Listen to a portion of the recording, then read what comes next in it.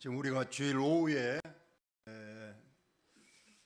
열왕기 상하를 공부하면서 지금 우리가 바벨론에 의해서 이스라엘 나라가 멸망을 당하는, 그래서 바벨론으로 끌려가는 그런 과정을 공부하고 있는데, 마치 또 오늘 찬양도 거기에 맞춰서 찬양을 불러주니 은혜가 됩니다. 오늘 제목은 바벨론 유수입니다. 바벨론 유수. 이 유수라는 것은 포로로 끌려가다, 그런 뜻을 가지고 있습니다. 그래서 이스라엘 백성들이 바벨론에 의해서 멸망을 당하고 포로로 끌려가는 그 역사를 말합니다. 한번 그림을 보겠습니다. 그럼 왜 끌려갔는가? 그들은 하나님 말씀을 순종하지 않았기 때문이다. 자, 신명기 28장은 축복과 저주의 장입니다. 하나님 말씀을 잘 지켜 순종하면 하나님께서 무한한 축복을 주신다. 반면에 하나님 말씀에 순종하지 않고 특히 우상 앞에 절하고 하나님을 멀리 떠나면 하나님께서는 틀림없이 매를 때리고 심판할 것이라고 말씀하셨는데, 하나님은 이 말씀을 분명하게 맹세하여 말하기를 했기 때문에 이 말씀대로 된 겁니다. 순종하지 않았기 때문에. 순종했을 때는 하나님 틀림없이 다윗 시대에, 히스기야 시대 이럴 때는 하나님께서 축복을 주셨죠. 그러나 그러지 아니할 때는 하나님께서 약속한 대로 심판과 저주를 내립니다. 다 같이 읽어봅시다. 시작. 내가 만일 내 하나님 여호와의 말씀을 순종하지 아니하여 내가 오늘 내게 명령하는 그 모든 명령과 규례를 지켜 행하지 아니하니 이 모든 저주가 내게 임하며 내게 이를 것이니. 자, 계속해서 읽습니다. 곧 여호와께서 멀리 땅 끝에서 한 민족을 독수리가 날아오는 것 같이 너를 치러오게 하시리니 이는 내가 그 언어를 알지 못하는 민족이요. 하나님께서는 분명히 너희들이 나를 섬기지 않고 우상을 섬기고 말씀에 순종하지 않으면 저 멀리에서 한 민족, 한 군대를 독수리같이 빠르게 내려와서 너희 민족을 칠 것이라고 했는데 그 말씀대로 되지 않았습니까? 저 멀리 바벨론이 독수리처럼 날아와서 이스라엘을 멸망을 시켰던 겁니다. 그 용모가 흉악한 민족이라 노인을 보살피지 아니하며 유아를 불쌍히 여기지 아니하며 내 가축의 새끼와 내 토지의 소산을 먹어 마침내 너를 멸망시키며. 그들이 쳐들어와서 가차없이 칼로 죽이고 노인이라고 어린애라고 봐주지 않고 죽였습니다. 그리고 그들을 끌려가게 했던 겁니다. 그리고 실상은 한 번에 멸망시킨 것이 아니고 세 번 이렇게 쳐들어와서 순차적으로 멸망을 시켰습니다. 제1차 침공, 그때 다니엘이 끌려갑니다. 우리가 다니엘서를 보니까 다니엘이 약 15세 전후 아직 소년이었을 때 왕족들 혹은 귀족의 어린 자제들을 끌고 가서, 다행히 그들은 운이 좋았든지 노역장으로 끌려가지 않고 왕궁에 가서 잘 먹이고 잘 교육시켜서 바벨론의 왕 느부갓네살이 자기의 신하 삼으려고 그렇게 끌려갔습니다. 그리고 두 번째 침공에서는 에스겔 선지자와 또 백성들을 일부 끌고 갔습니다. 마지막 제3차 심판이 이제 완전 멸망의 침공입니다. BC 486년입니다. 남유다 왕의 마지막 왕 20대 왕이 시드기야 왕입니다. 두 눈이 뽑히고 놋사슬로 묶어서 끌고 갔다고 되어 있습니다. 이것으로서 완전히 멸망을 당합니다. 다니엘은 다행히 왕궁으로 끌려갔습니다. 에스겔은 백성과 함께 좀 이따 보시는 그발강 강가에 있는 집단 수용소로 끌려가서 강제 노역에 시달립니다. 그리고 이제가 우리가 봤던 예레미야, 눈물의 선지자 예레미야는 나이가 너무 많아서 끌려가지 아니하고 유다 멸망의 땅에 남아서 남은 그 백성들에게 또 하나님 말씀을 전하는 그런 시대입니다. 이렇게 왕궁 또 성전도 다 불타고 이렇게 정처 없이 끌려갑니다. 여러분, 예루살렘에서 바벨론까지 길이가 1700km라고 합니다. 1700km. 여러분, 여기 목포에서 서울까지가 약 몇 킬로 된가요? 350 정도. 맞습니다. 그러면 1700이라는 숫자는 얼마나 긴 거리인지 아실 겁니다. 그 당시에 뭐 차가 있었겠습니까? 도로 사정이 좋았겠습니까? 그리고 뭐 평안이 갔겠습니까? 묶여서 포로 신세로 그 머나먼 길을 갔던 겁니다. 가서 그들은 무엇을 했는가? 강가, 여기 그발강이라는 강입니다.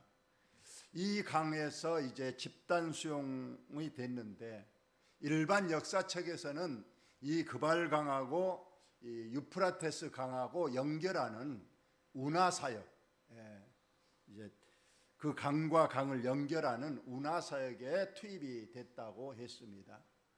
그들의 그 고생이 얼마나 했던가는 우리가 미로 짐작할 수 있습니다. 그리고 얼마나 고향을 그리며 잃어버린 조국을 그리며 또 하나님을 생각하고 그들은 울었는가. 그들의 비참한 생활의 단면이 시편 137편에 우리가 기록되어 있습니다.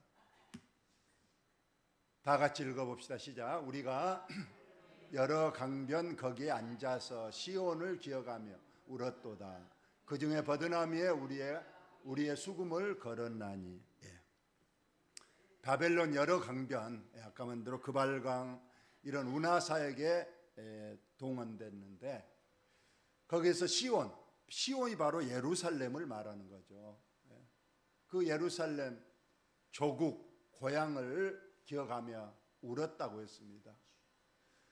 그 중에 그 강가에 있는 강가니까 버드나무가 많았는데 그 나무에 우리의 수금을 걸었다. 이 수금은 하나님을 찬양하는 고귀한 악기입니다. 그래서 그 수금을 타면서 울면서 조국을 생각하고 하나님을 생각하고 찬양을 하다가 너무 눈물이 나와서 이제 더 이상 찬양을 부르지 못하고 수금을 버드나무 가지에 걸어뒀다. 이는 우리를 사로잡은 자가 거기서 우리에게 노래를 청하며 우리를 황폐하게 한 자가 기쁨을 청하고 자기들을 위하여 시온의 노래 중 하나를 노래하라 하미로다. 우리의 속은 너무나 슬프고 너무나도 애통한데 그 바벨론 사람들은 우리 보고 노래 한 자리 불러보라고 하는 거예요. 노래 한 자리. 뭐 그렇게 우냐? 이왕 이렇게 된 거 다 잊어버리고 우리와 함께 그냥 여기서 기뻐하며 살자. 노래 하나 불러봐라. 참 얼마나 이 상황에서 노래가 되겠습니까? 하나님을 찬양하는 자리도 아니고 그 바벨론 자기들의 원수들이 노래 부르라는데 노래를 부를 수가 없습니다. 우리가 이방 땅에서 어찌 여호와의 노래를 부를까? 예루살렘에 내가 너를 잊을진데 내 오른손이 그의 제주를 잊을지로다. 이 오른손으로 수금을 타는데 그들이 그 수금을 연주하면서 노래 부르라니까 이 오른손이 내가 수금을 타는 걸 잊어버렸다. 나는 못하겠다는, 연주를 못하겠다는 거부의 표시입니다. 내가 예루살렘을 기억하지 아니하거나 내가 가장 즐거워하는 것보다 더 즐거워하지 아니할진대 내 혀가 내 입천장에 붙을지로다. 내가 이 상황에서 어떻게 내 조국 예루살렘 생각나고 슬픈데 어떻게 노래를 부를 수 있을 것인가? 손이 고장나서 수금을 연주 못하겠고 내 입에서는 아예 혀가 입천장에 달라붙어서 노래가 나오지 않는다. 그래서 노래를 또 연주를 하지 못하겠다고 하는 그런 내용입니다. 여호와여 예루살렘이 멸망하던 날을 기억하시고 에돔 자손을 치소서. 그들의 말이 헐어버리라 그 기초까지 헐어버리라 하였나이다. 하나님께 호소하는 겁니다. 우리를 기억하소서. 우리가 비록 하나님 앞에 불순종하고 우상 숭배하고 죄 때문에 이곳에 끌려왔지만 다시 한번 하나님 우리를 기억하시고 우리를 구원하소서 하는 내용입니다. 멸망할 딸 바벨론아, 내가 우리에게 행한 대로 내게 갚는 자가 복이 있으리로다. 내 어린 것들을 바위에 메어 치는 자는 복이 있으리로다. 하나님께 복수해 달라고 하는, 우리를 이곳까지 끌고 와서 이처럼 비참한 노역이 하고 그 예루살렘 성을 불태우고 하나님 성전까지 불태우고 거기 성물들을 다 가져간 이 바벨론, 하나님 가만두지 마소서. 이들을 반드시 복수해 주소서 하고 눈물로 호소하는 내용입니다. 이렇게 노래를 부르고 있던 그날 오늘 에스겔서에 나옵니다. 30째의 넷째 달 초닷새. 이 30째라는 것은 에스겔의 나이를 말합니다. 그러니까 에스겔이 지금 나이가 30살이 됐다는 겁니다. 25살 청년의 때에 끌려와서 5년이 지났다는 겁니다. 그때 내가 어디 있었느냐? 그발 강가 집단 포로 수용소에 있는데 지금 5년째 아무런 희망도 없고 하나님도 응답하지 않고 그런 실망과 자포자기 중에 있을 때의 어느 날, 그날 정확한 날짜가 나오잖아요. 내가 30살 먹던 4월 5일 날, 그날 하늘이 열렸고 하나님의 모습이 드디어 내게 보이셨다. 그렇게 말씀합니다. 여호야긴 왕이 사로잡힌 지 5년 그달 초닷새라. 여기에 끌려온 때로부터 5년이 지났다. 그걸 말합니다. 갈대아 땅 그발강, 갈대아라는 건 바벨론을 말할 것이고 지금 그발강 가에서 여호와의 말씀이 부시의 아들 제사장 나 에스겔에게 특별히 임하고 여호와의 권능이 내 위에 있느니라. 여기서 에스겔을 자기는 제사장 가문에서 내 아버지가 부시고 그 부시 제사장 아들로 내가 태어났고 25살에 끌려와서 지금 30살이 됐던 해에 하나님께서 특별히 내게 임하셨다. 그리고 뭔가를 보여주잖아요. 내가 보니 북쪽에서부터 폭풍과 큰 구름이 오는데 그 속에서 불이 번쩍번쩍하여 빛이 그 사방에 비치며 그 불 가운데 단세 같은 것이 나타나 보이고, 전혀 우리는 상상이 잘 안 되는 모습이죠. 어떤 불이, 구름과 불이 번쩍거리면서 그 속에서 어떤 형상이 쇠 같은 것이 보이고 바퀴 같은 것이 보이고 또 내 생물의 형상이 나타났는데 그 내 생물의 형상이 사람의 모습을 가지고 있더라. 이런 형상을 보여주고 있습니다. 오늘 에스겔 1장 1절로 5절까지 이 말씀 속에서 하나님께서는 무엇을 우리에게 가르쳐주고 있는가? 그들의 죄 때문에 여기까지 끌려왔지만은 여전히 하나님은 살아계심을 첫째는 보여주고 있다는 겁니다. 하나님은 절대로 죽은 하나님이 아니시고 살아계신 하나님입니다. 그래서 분명히 살아계신 모습으로 에스겔에게 분명히 나타나 보이셨다는 말씀입니다. 아까 말씀드렸지만 제일 먼저 끌려온 다니엘은 지금 왕궁에서 그냥 무의도식하는 거 아닙니다. 그도 하나님의 섭리에 따라서 그곳에서 여러 가지 어려움을 겪잖아요. 우상의 제물도 먹어라, 우상 앞에 절하라 하지만은 그들은 끝끝내 목숨을 버릴 각오를 하고 우상 앞에 절하지 아니하고 풀무불에 던져낼 위기에서도 그는 지조를 굽히지 않았고 우상의 제물을 먹지 않았습니다. 그러자 하나님께서 다니엘과 또 그 세 친구들에게 하늘의 신령한 지혜를 부어주셔서 그들이 거기에 있는 다른 모든 사람보다 뛰어난 학문과 지식을 더하게 하심으로 느부갓네살 왕의 신임을 얻어서 높은 지위에 오릅니다. 단지 그 높은 지위에 명예를 주기 위한 것이 아니고 그를 통해서 하나님의 살아계심을 나타내고, 그리고 이스라엘 백성도 여기에 끌려왔지만은 분명히 하나님께서는 70년의 한계를 미리 정해놓고 있었습니다. 70년이 차면 너희들의 형벌의 기간이 끝나고 너희는 다시 조국으로 돌아오게 될 것이다 하는 이미 예레미야의 눈물 어린 예언 말씀이 있었기 때문에 그 말씀을 붙들고 사는 겁니다. 예레미야도 아까도 말했지만은 그는 조국에 남아서 너무 나이가 많아서 이제 그는 여기 포로로 끌려올 수가 없었어요. 그래서 조국에 남았는데 조국에 남은 사람이 조금 있었어요. 아까만 들어 어린아이나 아주 노인이거나 병자이거나 비천한 자들은 끌고 가지 않았다는, 끌고 가봐야 뭐 노역을 시킬 수 없으니까 남아 있었는데, 그 남아 있는 사람들 중에 예레미야는 역시 그들을 향하여 하나님 말씀을 전하고 70년이 되면 우리의 형제 이웃들의 자녀들이 다시 돌아온다. 그때까지 우리 하나님 말씀대로 회개하고 순종하고 살자고 조국에서 외쳤던 선지자는 예레미야고, 그리고 이제 그 백성 가운데 에스겔은 또 하나님 말씀을 전하다가 오늘 5년 만에 하늘문이 열려서 하나님이 나 살아있다, 나를 봐라 하면서 하나님의 살아계심을 보여줍니다. 또 보여주면서 하나님의 큰 위엄, 그 무서운 모습을 또 보여주잖아요.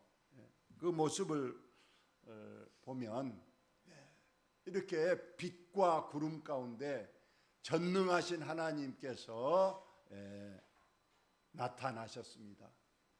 그러면서 내 생물의 형상도 보여주시면서 하나님이 힘있는 살아계시는 하나님은 분명히 오늘 또 역사하신 하나님이심을 지금 포로 수용소에서 소망 없이 살고 있는 그들에게 바로 말씀을 주셨다는 그러한 말씀입니다. 그러자 그들은 힘이 생겼어요. 하나님은 저 예루살렘 그 성전에 계신 줄 알았고, 그리고 우리가 죄 때문에 하나님이 우리를 멸망시키신 때에는 이제 우리를 완전히 버려버리신 줄 알았어요. 그랬는데 하나님은 버리신 분이 아니었어요. 그래서 여기까지 포로 수용소까지 하나님이 찾아오셔서 이렇게 우리에게 보여주시고, 너희들을 내가 버린 것이 아니라 너희의 죄악 때문에 잠시 너희를 70년 동안의 벌을 받게 하지만은 이곳에 있는 동안도 내가 함께 있어서 너희에게 힘을 주고 소망을 줄 것이라고 말씀하시는 그런 주님의 말씀의 내용입니다. 창세기에 보니까 야곱도 형님 에서의 미움을 사서 멀리 외삼촌 집으로 도망가잖아요. 하란까지 가다가 중간에 잠을 자는데 그 꿈속에 하나님이 나타나셔서 그 사닥다리에 천사들이 오르락내락하고 그 멀리 끝에 하나님이 계셔서 나타나서 말합니다. 나는 내 할아버지 아브라함의 하나님, 내 아버지 이삭의 하나님이다 하면서 너가 앞으로 어디로 가든지 또 이곳으로 돌아올 때까지 내가 너를 떠나지 아니하리라 하고 말씀하셨어요. 그러자 잠에서 깬 야곱이 하는 고백이 두렵도다 이곳이요, 이곳에서 하나님이 살아 계시니 내가 반드시 내가 온전하게 이곳으로 돌아오게 된다면 내가 이곳에 하나님의 성전을 세우고 소득의 11조를 드리고 하나님만을 섬기겠습니다 하는 믿음의 고백을 합니다. 그러니까 야곱도 하나님은 저기 가나안 땅에만 있는 줄 알았어요. 할아버지, 아버지가 계시는 그곳에 있는 줄 알았는데 그곳을 멀리 떠나 있는데 하나님께서는 그곳까지 찾아오셔서 내가 여기 있다, 내가 너를 끝까지 지키겠다 이렇게 말씀할 때에 야곱이 너무나도 힘을 얻고 그때부터 하나님을 내 마음에 모시고 산 줄로 믿습니다. 바로 이스라엘 백성들이 멀리까지 1700km 멀리까지 가서 하나님 이제 우리는 버렸고 우리는 더 이상 소망이 없다고 했지만 그곳까지 찾아와서 에스겔 선지자에게 하나님의 살아계심을 보여줬습니다. 저와 여러분도 우리 하나님은 교회만 계신 하나님의 안심을 저와 여러분은 믿습니다. 우리가 어디 가든지 우리 하나님은 함께 하시고, 그래서 오늘 오전에 말씀한 대로 그 하나님이 항상 내 앞에 계신다, 나의 앉고 일어섬도 아시고 내 생각과 내 마음의 계획까지 다 아신다 했으므로 우리는 그 하나님을 두려워하면서 특히 죄 짓는 일, 하나님이 하지 말라고 하는 일들에 주저없이 하거나 혹시 알면서도 그런 죄의 자리에 가지 않도록 우리가 꼭 믿음의 생활을 잘하는, 그래서 하나님이 항상 인정해 주는 우리의 진실한 믿음이 되시기를 예수님의 이름으로 축원을 드립니다. 하나님 우리 아버지,